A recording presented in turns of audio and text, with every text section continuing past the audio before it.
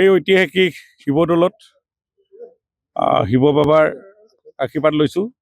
মাননীয় মুখ্যমন্ত্ৰী ডক্টৰ হিমন্ত বিশ্ব শৰ্মা ডাঙৰীয়াই মোক নতুনকৈ 3টা বিভাগৰ দায়িত্ব অৰ্পণ কৰিছে।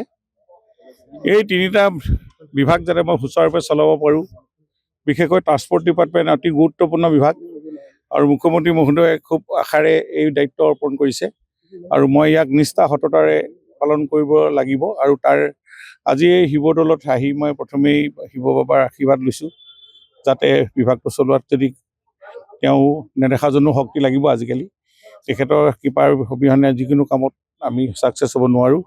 গতিকে মই আজি আপোনালোকক সম্বোধন কৰিছোঁ, সন্মানীয় শিৱসাগৰৰ সাংবাদিক বন্ধুসকল।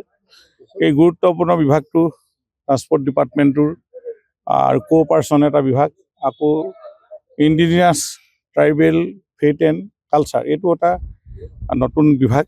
আমাৰ চৰকাৰৰ মুখ্যমন্ত্ৰী এই বিভাগটোৱে বহুত আশা কৰে। খিলঞ্জীয়া মানুহবিলাকৰ ৰীতি নীতি পৰম্পৰা, ধৰ্মীয় যিবিলাক কালচাৰ এইবিলাক ৰক্ষা কৰা আৰু তেওঁলোকৰ মাজত ইয়াক চৰ্চা কৰা, সংৰক্ষণ কৰা, এই কথাবিলাকো তাত লুকাই আছে। কোঅপাৰেশ্যন বিভাগটো জানেই আপোনালোকে, এটা সমবায় 777খন সমবায় আছে ৰেজিষ্টাৰ্ড। এইসকলে তেওঁলোকে জনগণক বহুত সহায় কৰি আছে আৰু 13, 14, 15 তাৰিখে গুৱাহাটীত এখন সমবায় মেলাও হ'ব। এই বিভাগটো আমি সুন্দৰকৈ চলাব লাগিব আৰু যিটো ট্ৰান্সপৰ্ট ডিপাৰ্টমেণ্টটোক অলপ যদি নতুনত্ব আনিব পাৰি, মাননীয় মুখ্যমন্ত্ৰীৰ পৰা মই নিৰ্দেশ লৈ কেনেধৰণে আগবাঢ়িব পাৰি, জনসাধাৰণক সেৱা কৰিব লাগিব। মূল এই মেইন জনসাধাৰণক আৰু সুবিধা কেনেকৈ দিব পাৰি। গাঁৱে ভূঞে আজি ৰাস্তা পদূলি ভাল হৈছে, আমি যদি চৰকাৰী বাছ আমি সোমোৱাব পাৰোঁ, এনেধৰণৰ কথাও আমি চিন্তা কৰিব লাগিব। গোটেই বিষয়খিনি মাননীয় মুখ্যমন্ত্ৰী মই কাইলৈ গৈ নিজেই তাত ডিপাৰ্টমেণ্টৰ লগত ৰিভিউ ল'ম। তাৰ আগেয়ে আহি আজি এই মোৰ নিজৰ জন্ম জিলা শিৱসাগৰ ঐতিহাসিক জিলা শিৱ মন্দিৰত আমি শিৱদৌলত এটা আশীৰ্বাদ লৈছোঁ তেখেতৰ পৰা। গতিকেলৈ আমি সকলো ৰাইজকো আৰু বিভাগীয় বিষয়াসকলকো সহায় সহযোগিতা বিচাৰিছোঁ। ৰাইজেও যদি ক'ৰবাত কিবা পৰামৰ্শ থাকে এই বিভাগকেইটা চলোৱাৰ ক্ষেত্ৰত তেওঁলোকে পৰামৰ্শ দিব পাৰে।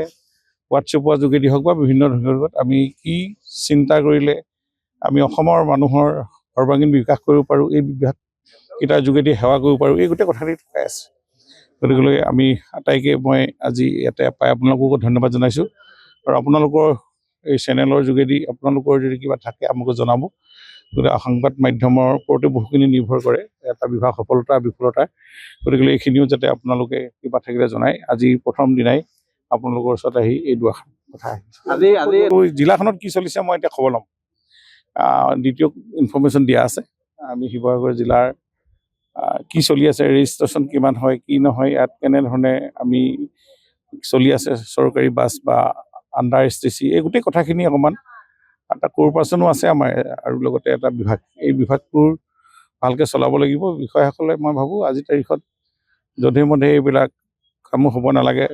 উঠি অহা নিবনুৱা যুৱকসকলে বহুত ক'ৰবাত গাড়ী বাগী MVI য'তে ত'তে চেকিং, এনেকুৱা ধৰণৰ কিছু কথা অকণমান চাব লাগিব। মুখ্যমন্ত্ৰী মহোদয়ে যিটো আশা কৰে যাতে আমি এইবিলাক নীতি নিয়মৰ মাজেদি সকলো কাম হ'ব লাগিব। ৰুলছ আছেই, গাইডলাইনৰ মতে যাতে কাম হয়, কোনোৱে যাতে বেআইনী কাম নকৰে বিভাগীয় বিষয়াসকলে। আমি জনগণক যাতে কোনো হাৰাশাস্তি নহয় এই বিভাগৰ দ্বাৰা, সেইখিনি কথা মই পুৰো ষ্ট্ৰিক্টলি চাম। যিকোনো খবৰৰ বাবে যোগাযোগ কৰক 7099017330 লগতে 7099017110 নম্বৰত।